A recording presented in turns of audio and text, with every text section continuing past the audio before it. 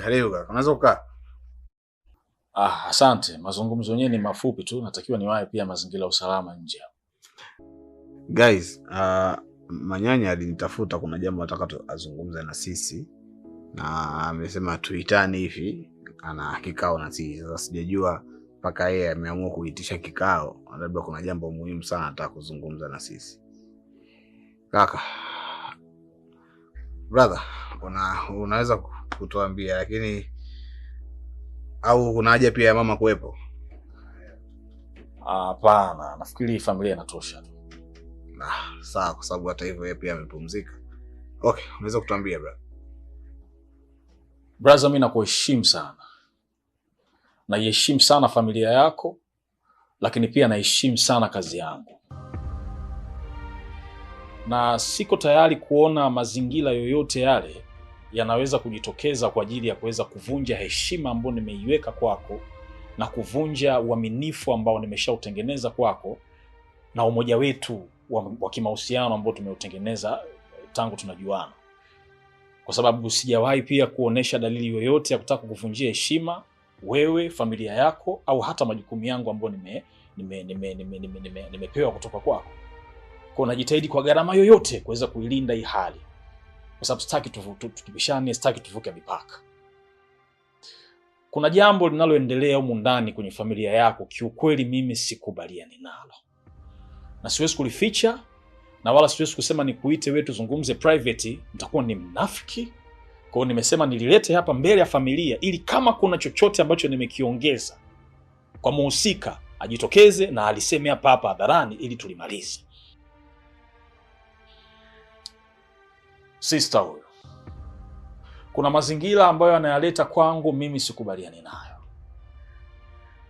Brother, kuna ukaribu ambao nataka ulete kwangu, naona kabisa anatengeneza fitna ya kutaka kutugombanisha mimi na familia yako.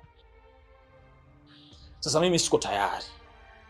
Mwanzoni nilikuwa naona kama ni hali tu ya kifamilia, upendo tu wa kawaida, ushirikiano na ukaribu, nikachukulia tu fair. Lakini kadri ninavyozidi kumuacha naona ndio anazidi kuingia ndani zaidi, kitu ambacho kinaenda kuvunja misingi yangu ambayo nimejiwekea. Wezi amini brother, huyu jana usiku alikuja chumbani kwangu. Kanikuta mimi na boxer tu, najiandaa kwa ajili ya kupumzika, kaingia. Kinachomleta mule ndani, Manyanya mimi nakupenda, Manyanya mimi nateseka na mapenzi, nimekuona muda mrefu kwa nataka tu. Namwambia mimi sitaki hayo mambo, sicho kilichonileta, tafuta mazingira. Blaza wewe sikujua, sisi ni watu wazima, sio na nini na hisia.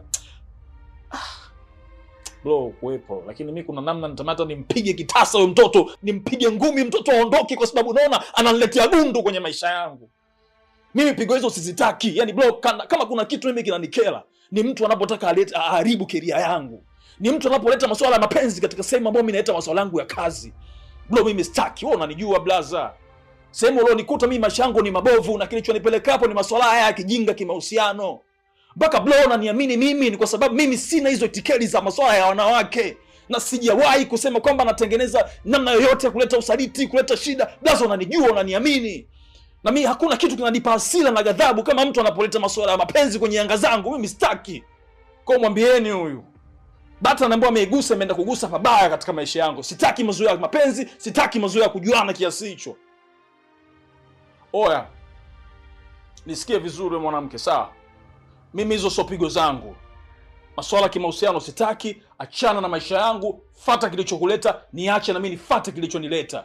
Mimi sina ushamba kiasi hicho cha wanawake. Nishatembea na wanawake kibao alafu wazuri kuliko hata ulivyokuwa wewe. Na hakuna mwanamke yeyote mwenye uzuri wowote ambaye anaweza kanishawishi mimi nikampata. Hakuna. Kwa kuomba baki kwenye laini zako. You better watch your back.